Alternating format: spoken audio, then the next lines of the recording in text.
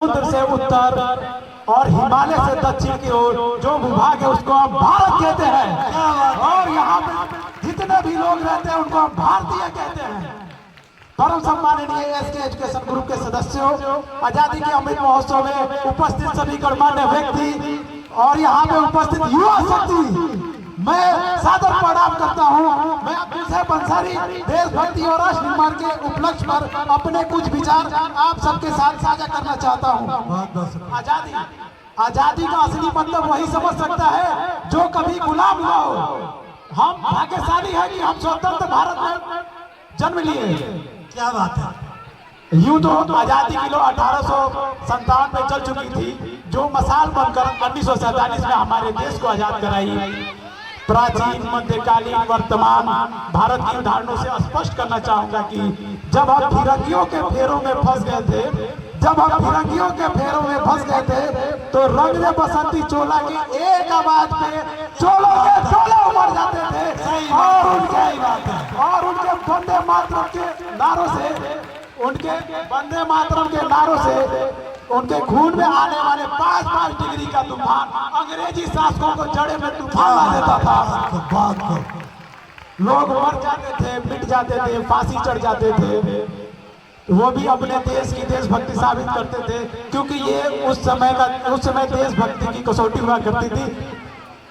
इस बात पे मैं राहत इंदौरी साहब की एक कविता कहना चाहूंगा जो बहुत प्रसिद्ध है।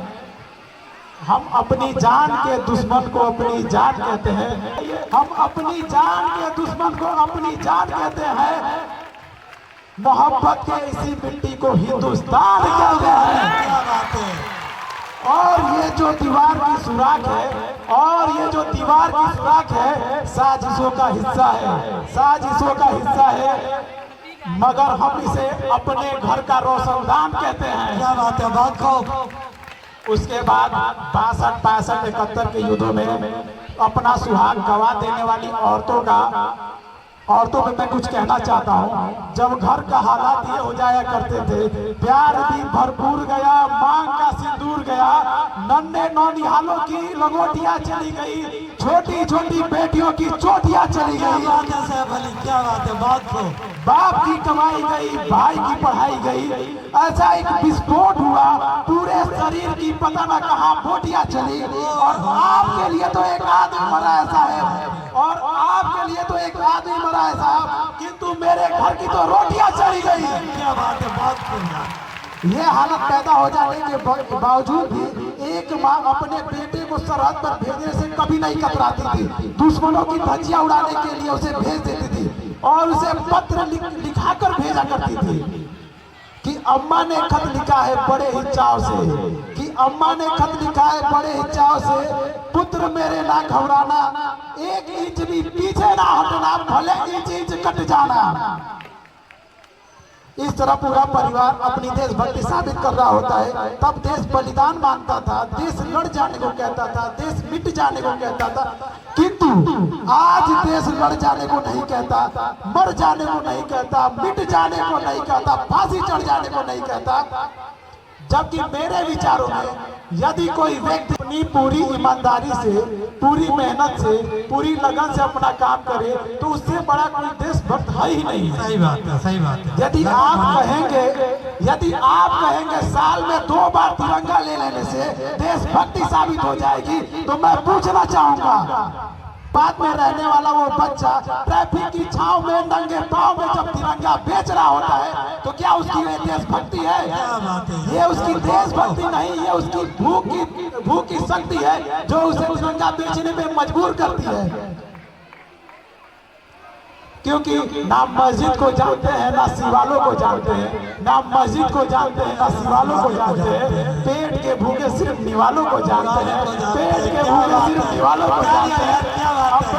अपने परिवार, समाज, अपने देश के लिए समर्पण का भाव है देशभक्ति। क्या बात है। बात को और हर एक देशद्रोही के जीवन में आने वाला तूफान है हमारी सच्ची देशभक्ति, ताकि हर देशद्रोही ये समझ सके कि अगर तू परिंदा ये आसमान तेरा है, अगर ये दरिंदा है तो ये शमशान तेरा है। भाईचारे से तो रहना है तो रह इस देश में, वरना ये कब्र भी तेरी और ये कब्रिस्तान भी तेरा है। बात को क्या बात है। लेकिन एक देशद्रोही से ज्यादा, इस बात को सुनिएगा आप सभी के लिए, लेकिन एक देशद्रोही से ज्यादा देशभक्ति तब आहित होती है जब अब एक बेटा अपने बूढ़े बाप को अनाथ आश्रम के चौखट पे छोड़ के चला आता है, सही तब जाके देश ज्यादा आहित होता है। आज मजबूर को मजबूर समझिए, मजदूर नहीं। मजबूर को मजबूर समझिए, मजदूर नहीं। गरीब को काम दीजिए, दान नहीं। और दान देने के इच्छुक है तो जीते जी रक्त दान दीजिए। क्या बात, जोर की ताली हो भाई। देना है तो रक्तदान दीजिए। और अगर दान देने के इच्छुक है तो जीते जी रक्त दान दीजिए, और मरने के बाद अंग दान देकर किसी मरते हुए को जीवन दान दीजिए। यही सच्ची देशभक्ति है, यही सच्चा राष्ट्र प्रेम है। बड़ी बड़ी बातें नहीं, छोटी छोटी कोशिशें करनी होगी।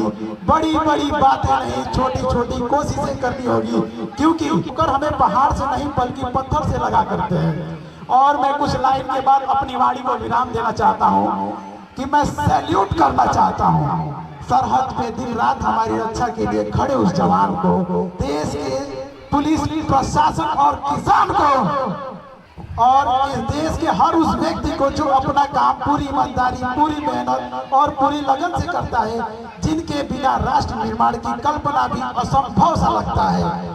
और आज इस मंच पर पूरी जिम्मेदारी के साथ मैं भारत का बेटा ये कहता हूँ कि हमारा राष्ट्र निर्माण तब संभव होगा जब मैं आप सब मिलकर प्रयास करें, क्योंकि हमारी जिम्मेदारी है अपने देश को आगे ले जाने की, और अपने राष्ट्र को आगे ले जाने की, अपने वतन को आगे ले जाने की। जय हिंद, जय मां भारती। क्या बात है, जोर की ताली।